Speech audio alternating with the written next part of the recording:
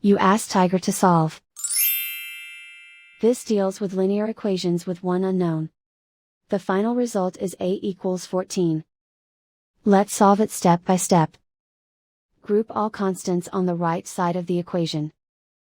Subtract 36 from both sides. Simplify the arithmetic.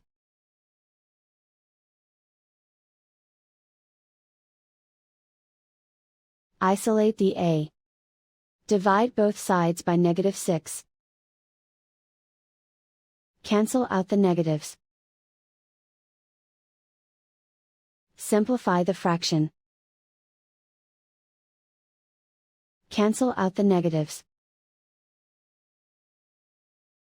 Find the greatest common factor of the numerator and denominator. Factor out and cancel the greatest common factor.